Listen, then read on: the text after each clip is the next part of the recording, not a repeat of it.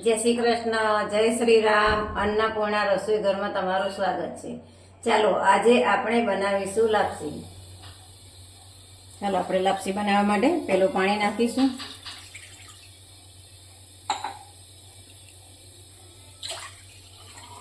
આપણે 1.5 ગ્લાસ જેટલું પાણી નાખ્યું છે. હવે આપણે તેલ નાખીશું. 5 થી 6 ચમચી મોટી તેલ નાખવાનું છે.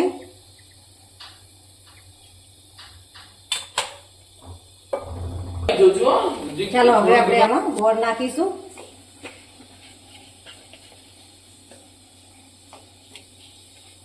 પચાસ ગ્રામ જેટલો આપણે આમાં ગોળ નાખ્યો છે. પછી આપણે ઉપરથી ખાંડ નાખવાની છે. હવે આને સરખું ઉકળવા દેવાનું છે, પછી આપણે બનાવીશું લાપસી. ચાલો આપણો ગોળ બધો ઓગળી ગયો છે અને પાણી પણ સરસ ઉકળી ગયું છે. આ રીતે પાણી સરસ ઉકાળવાનું છે. હવે આપણે લોટ નાખીશું.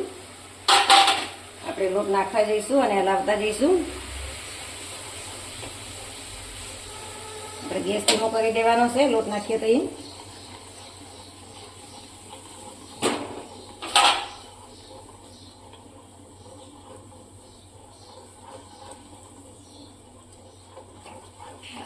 આ રીતે હલાવતું જવાનું અને લોટ નાખતું જવાનું છે, નહીંતર અંદર ગાંઠા થઈ જશે.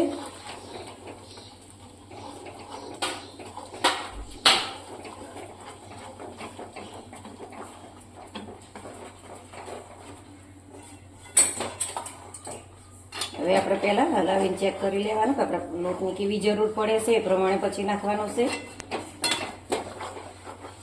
તો વધારે લોટ પડી જાય તો એ હાવ કોળી પડી જાય છે, તો એ લાપસી ખાવાની મજા નથી આવતી.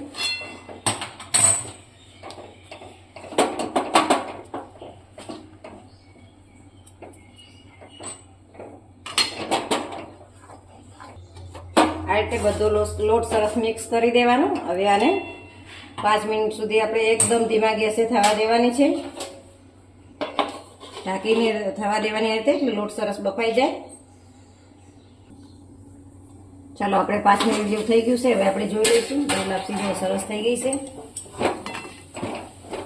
એકદમ સરસ બની ગઈ છે. અને આપણે લાપસીમાં લાડવાનો જે જાડો લોટ હોય એ લેવાનો આવે છે, અને વેણીથી જ આ રીતે કરવાનું, તો જ લાપસી તમારી સરસ સૂટી થશે.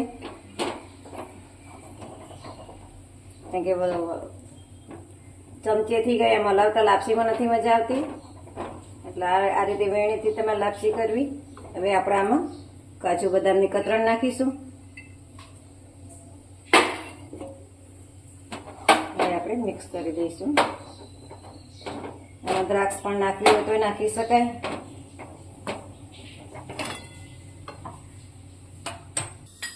ચાલો આપણે લાપસી બની ગઈ છે. હવે આપણે ભગવાનને ધરાવી દઈશું. આપણે આ ગણપતિ બાપા માટે ધરાવીશું. આ ડીશ આપણે ગણપતિ બાપા માટે બનાવી છે. હવે આપણે આ કુળદેવીમાં સેમોજમાની બનાવીશું ડીશ. હવે આપણે આ તાળિયા બીડના મેરડીમાં માટે કરીશું.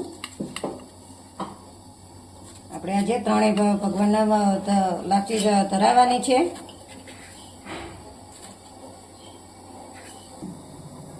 ચાલો હવે આપણે ઘી નાખીશું.